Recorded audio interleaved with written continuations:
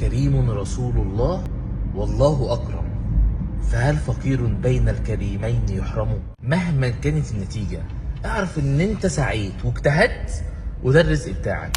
أبطال الثانوية العامة، أوشكت الطائرة على الهبوط، خلاص الرحلة قربت تنتهي والامتحانات قربت، وانا حاسس بيك وحاسس بالاضطراب والتوتر والخوف وكل اللي انت بتمر بيه دلوقتي. انا مريت بيه وغيري مر بيه. الوقت ده وقت انك تهدى وما تتعصبش وتحاول انك تركز. عايزك تفتكر حاجات معينة. افتكر ان كل الوقت اللي كان صعب عليك واستحالة ان انت تتخيل ان هو يعدي بيك عدى وبقى فل وبقيت 100. افتكر بقى انها ايام قليلة قوي وخلاص والامتحانات هتنتهي وهتحس باللذة وتحس بالفرحة لما تخلص الامتحانات.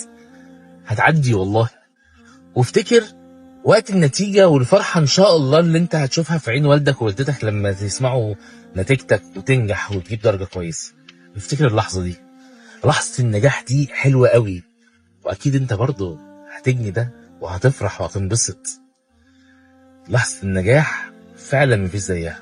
كل اللي عليك انك تسيبها على الله، توكل على الله، اشتغل واجتهد في المذاكرة وركز وسيب الباقي على ربنا.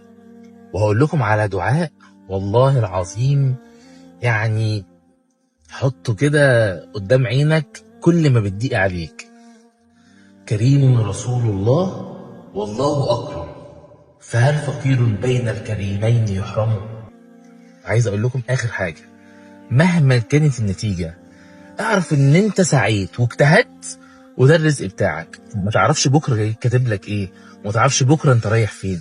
كل اللي عليك انك تسعى وتجتهد، انت مش عليك حاجة تانية خالص، وارضى بكل حاجة ربنا كاتبها لك.